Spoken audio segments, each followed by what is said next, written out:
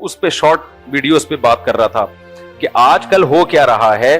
دیکھو دل کی عادت ہوتی ہے, دل کو اپنی راحت کی چیزیں چاہیے ہوتی ہیں, خوشی کی چیزیں چاہیے ہوتی ہیں. دل کو وہ چیز نہیں چاہیے جو اس کو ٹینشن دے. لہذا دل کیا کرتا ہے, جب ہم جاتے ہیں نا, جو شارٹ ویڈیوز دیکھ رہے ہوتے ہیں, رول کر رہے ہوتے ہیں, اس میں ہمارا دل کہتا ہے کہ یہ کتنی زبردست ویڈیو, اب دوسری ہونی چاہیے, تیسری ہونی چاہیے, چوتھی ہونی چاہیے, پانچویں ہونی چاہیے, چھٹی ہونی چاہیے. ٹھک ٹھک پوری رات لونڈے لپاڑے لگے رہتے ہیں اس میں. جتنے بھی نفسیات کے ماہر ہیں, بلکہ مشاہدہ کر لو, یہ چیز دماغ کا بیڑا غرق کر دیتی ہے انسان کی, کھوپڑی کو تباہ کر دیتی ہے. یہ کسی ماہر نفسیات کی ایک ویڈیو سامنے آئی جس میں اس نے بتایا, ایسی علمی ویڈیوز میں دیکھتا ہوں, کہ فن لینڈ, یورپ کا ایک کنٹری ہے فن لینڈ, وہاں ہوا یہ کہ ان لوگوں نے بہت پیسہ خرچ کیا کہ بچوں کی کتابوں سے جان چھڑاؤ, اب ڈیجیٹل دور ہے تو بچوں کو ٹیب دے دیا اور آن لائن ٹیچنگ شروع کر دی. سمجھ میں آ رہی ہے بات؟ کیا دے دیا بچوں کو؟ ٹیب. بھائی ٹیب میں یہ ساری کتابیں ہوں گی اور نیٹ سے ہی سب کچھ پڑھیں گے, اور اس کے پیچھے یہ فلسفہ تھا, اب کتابوں کی دنیا سے نکلو, اب ٹیچر کی دنیا سے نکلو, on line teaching, on line teacher, sub on line. بہت پیسہ خرچ کیا, اس کے جو بھیانک نتائج سامنے آئے نا, تو پھر اچھا میں نے یہ ویڈیو, فن لینڈ میں ہمارے دوست ہیں, وہ ٹیچر رہے ہیں اسکول میں, پہلے ان کو بھیجی, کیونکہ انٹرنیٹ کی ہر خبر قابل اعتماد نہیں ہوتی, خوب سمجھ لو. لوگ کیا کرتے ہیں, کوئی دیکھا, کوئی کلپ دیکھا اور فوراً بیان داغ دیا, ابے بھائی ہو سکتا ہے پھینک رہا ہوں لمبی, ہمیں کیا پتا. تو فن لینڈ میں مجھے سہولت یہ حاصل ہے, پوری دنیا میں اللہ کا شکر ہے, ہر جگہ سلام دعا ہے. ابھی میں امریکہ میں ایک یونیورسٹی کے پروفیسر سے ملا ہوں, ہیں پاکستانی لیکن کافی سالوں سے وہاں پڑھا رہے ہیں, بہت خدمات ہیں ان کی, تو ان سے بھی انشاءاللہ استفادہ ہم کریں گے. اور میں نے کہا کہ اگلے ٹرپ میں آپ کی یونیورسٹی میں جاؤں گا, آپ کے لیکچر میں بیٹھوں گا انشاءاللہ میں. تو وہ ٹاپک کیا ہے وہ پھر بعد میں بتاؤں گا آپ کو, جس ٹاپک پر میں بات کروں گا. خیر, یہ ہمارے جو دیسی لبرل طبقہ ہے نا پاکستان میں, یہ بہت الو بنا رہا ہے لوگوں کو. آج کل ایک انٹی آئی ہوئی ہیں, وہ پھینکتی جا رہی ہیں, لوگ لپیٹ رہے بیٹھے. کہہ رہی امام غزالی جو ہے نا, امام غزالی وہ سائنس کے خلاف تھے. دیکھو کچھ دیسی لوگ ایسے ہیں جو اسلام کا لبادہ اوڑھتے ہیں, اپنے آپ کو مسلم کہتے ہیں, لیکن ان کی تحریک کا حاصل یہ ہے کہ مسلمانوں کو زیرو کر کے دکھایا جائے اور مسلمانوں کو ان کی نظر میں گرا دیا جائے. بولے تم کسی کام کے نہیں ہو, تم بالکل بیکار لوگ ہو. تو دعویٰ ان کا زبان سے یہ نہیں ہوتا, لیکن اس کا رزلٹ یہی نکل رہا ہوتا ہے. یعنی مسلمانوں کو نا جوتا دکھاتے رہنا, بس تم 2 ٹکے کے نہیں ہو, تاکہ مغربی دنیا کا سپیریئر ہونا آپ مان لو. اور جب آپ ان کو سپیریئر ہونا مانو گے نا, تو آہستہ آہستہ ان کے نظریات کو بھی فالو کرو گے آپ.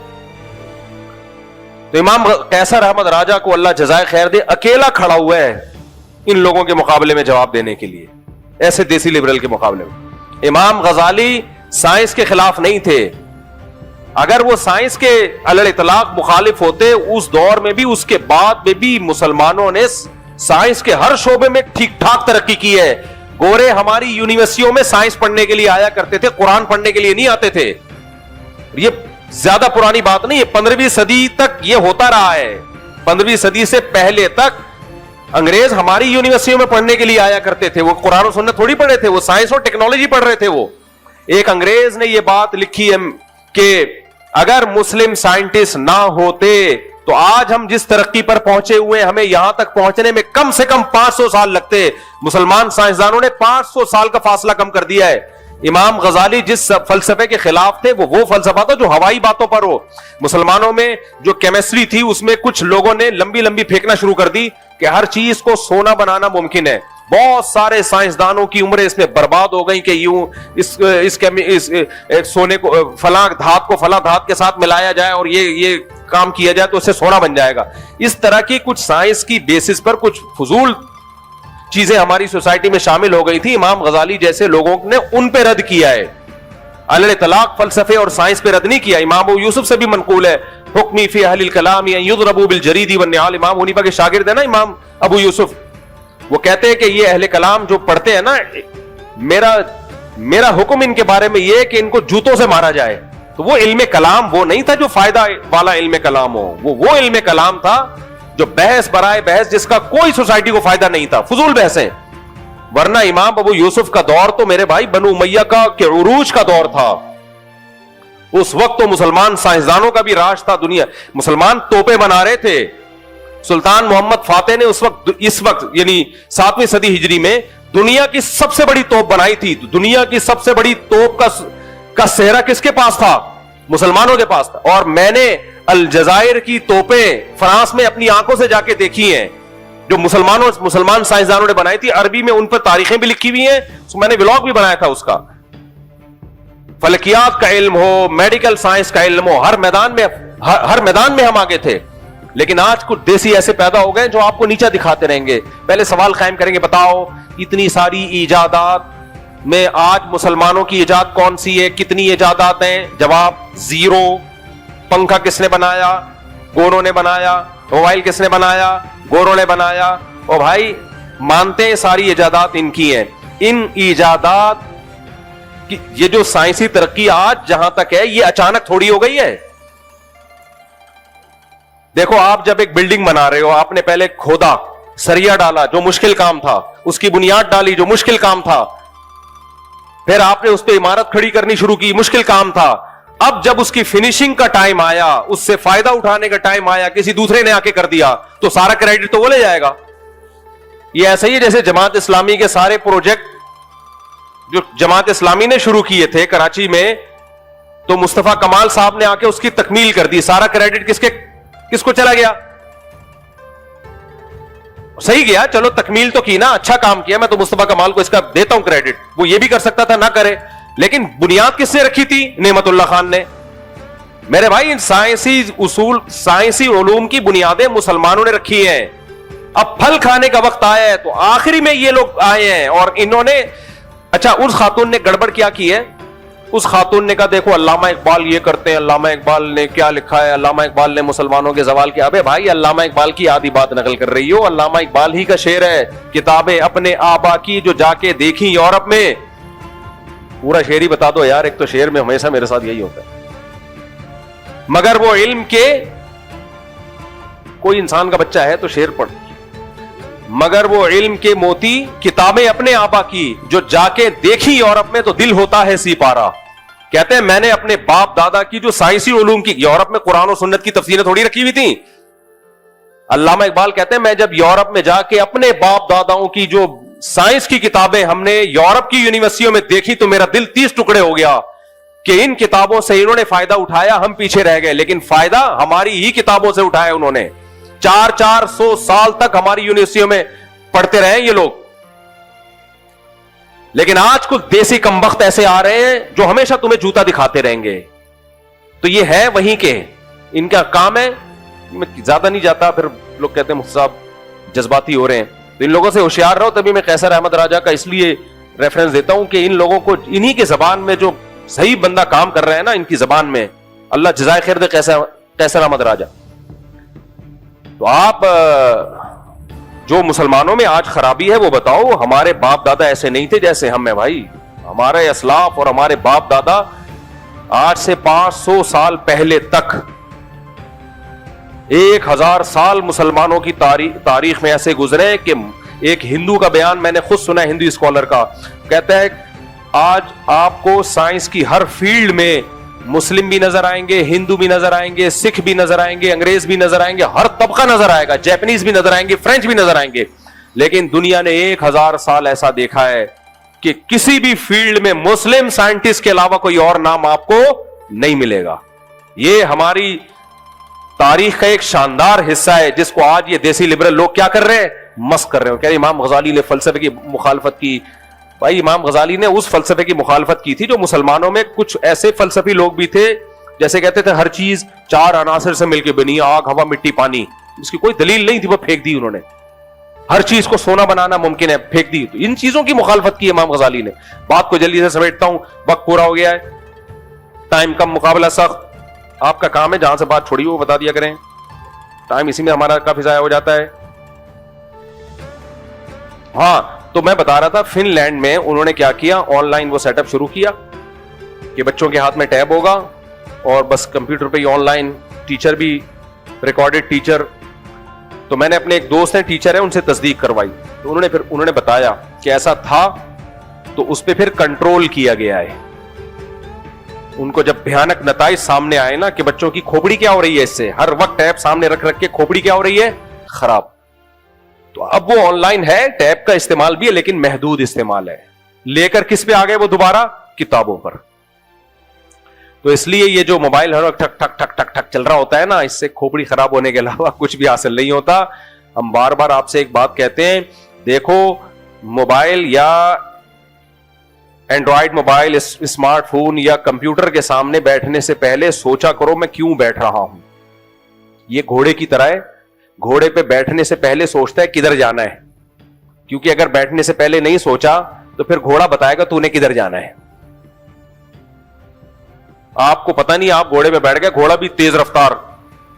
ایک دفعہ میرے ساتھ ایسا ہوا, بہت تیز رفتار گھوڑا تھا. میں نے اس کو بتایا ادھر جانا ہے, میں ادھر چلا گیا. اچھا گھوڑے کی وہ زین بھی نہیں تھی, یعنی بالکل اس کی ننگی پشت پہ بیٹھا میں, صرف وہ تھے اس کے نہیں ہوتے جو پاؤں پھنسانے والے. ہم جب سیدھا سیدھا گئے تو میں نے گھوڑے کو گھمایا, اس کو سمجھ میں نہیں آیا تو وہ لے گیا میں کہیں کچے میں. اب مجھے لگا تھا کہ اسی گڑھے میں گرے گا, تو اس سے پہلے کہ وہ ہمیں گراتا ہم نے کہا خود ہی چھلانگ لگا کے گر جاؤ. تو یہ پرانی بات ہے, اس وقت ہم بالکل فریرے سے ہوا کرتے تھے, باریک سے ہوتے تھے. لوگ کہتے تھے ہیں بھی پتہ نہیں ہے, کنفرم نہیں ہے, اتنا باریک ہوتا تھا میں. تو 23-24 سال عمر تھی میری, تو بہت باریک سا تھا میں. تو میں نے کہا اس سے پہلے کہ گھوڑا مجھے گھما کے کہیں گرائے, میں خود گر جاؤں تو زیادہ بہتر ہے. تو میں نے خود چھلانگ لگائی.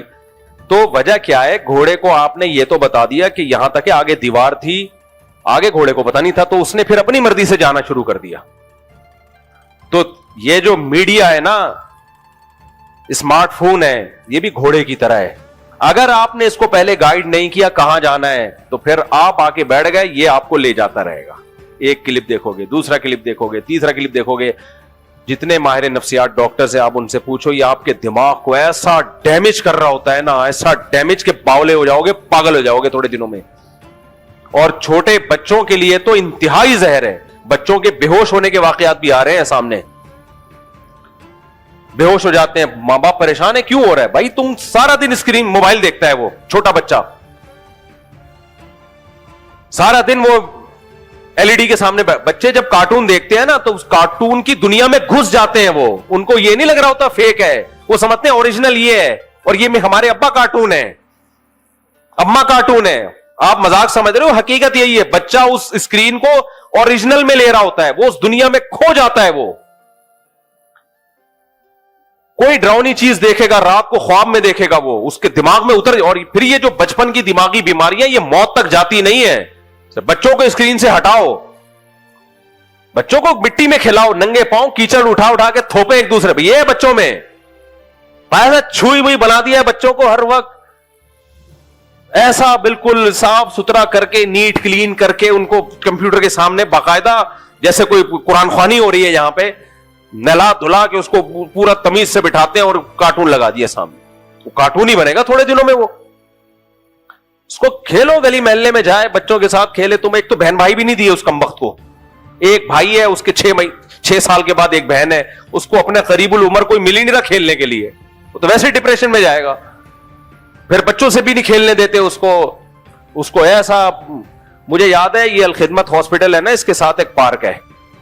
ایک بچہ چھوئی موئی اسی برگر فیملی کا, کہیں بےچارا پہلی دفعہ وہ پارک میں سیڑھیوں پہ ہلکا سا چڑھ گیا. اس کے اسٹائل سے ایسے لگ رہا تھا زندگی میں پہلی دفعہ ایسا ہوا. گرا ہے, ہلکی سی خراش آئی ہے, اتنی سی معمولی. اس کی ماں کی جو چیخیں تھی نا, ہاسپٹل میں لے کے آئی, ہاں ڈاکٹر صاحب میرا بچہ میرا بچہ. میں نے کہا کیا ہو گیا یار, ہمارے دور میں تو لونڈے لپاڑے بادام توڑنے کے لیے درخت پہ چڑھا کرتے تھے, اکثر کے پرزے الائنمنٹ آؤٹ رہتی تھی. ہم نے خود بادام کے درختوں پہ چڑھے ہیں, یہاں سے پتھر مارے, لگا کسی, اللہ معاف فرمائے, کسی انکل کے سر پہ. اس نے اتنا زور سے نہیں لگا, اس نے جو ہمارے لگایا وہ اس کے اتنی زور سے نہیں لگا تھا جتنا ہمیں لگا. خیر یہ تو بہت بےہودہ حرکت ہے, پتھر وتھر نہ مارنے دے بچوں کو, سرور پڑ جائے گا.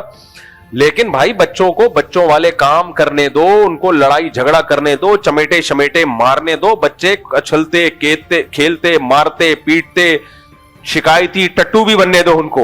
ان کو چھوئی موئی مت بناؤ, ایک دم نیٹ کلین کر کے ہر وقت کمپیوٹر کے سامنے. ماں باپ ایک تو پیدا کر نہیں رہے بچے, اوپر سے ایک آدھ بچہ ہوتا ہے اس کو کہتے ہیں کہ ہاں ایکچولی بہت مشکل کام ہے بھائی, ایسے بنانے ہوتا ہے. مفتی صاحب پال کے دکھاؤ نا بچے تمہیں. اب ہم تو پالے 19 پالے ہم نے, سارے کام بھی کر رہے ہیں, بچے بھی پل رہے ہیں. اللہ کا فضل ہے, اللہ نظر بد سے بچائے. کیسے پالے ہیں؟ کھیل کود رہے ہیں بچے, کرکٹ بھی کھیلتے ہیں, فٹ بال بھی کھیلتے ہیں, مارم پیٹی بھی ہوتی ہے, روتے بھی ہے, چیختے بھی ہیں, ہنستے بھی ہیں, سب کچھ چل رہا ہے مارکیٹ میں. تو اس طرح بچہ پلتا ہے. یہ تم لوگوں نے کیا, ایک بچہ ہے اس کو لیے بھی اتنی ٹینشن, بہت مشکل ہے. سارا دن LED کے سامنے بٹھا دیا اس کو. تو یہ ماں باپ اپنی ٹینشن بچانے کے لیے کر رہے ہوتے ہیں. یہ تو اپنی ٹینشن بچانے کے لیے بچے کی کھوپڑی کا بیڑا غرق مت کرو, اور نہ اپنی کھوپڑی کا بیڑا غرق کرو. فزیکل ایکٹیویٹیز میں اپنے آپ کو کھپاؤ, اور تھوڑا بہت موبائل بھی دیکھ لینا چاہیے, لیکن یہ سوچ کے دیکھنا چاہیے کہ میں نے دیکھنا کیا ہے. یہ پہلے فیصلہ کرو, ورنہ موبائل تمہیں ایسی جگہوں پہ لے جائے گا, گناہ بھی کروائے گا تم سے, اور تمہاری دماغ اور کھوپڑی کو بھی کیا کر دے گا, خراب. اللہ تعالیٰ سمجھنے کی عمل کی توفیق عطا فرمائے. وعلیکم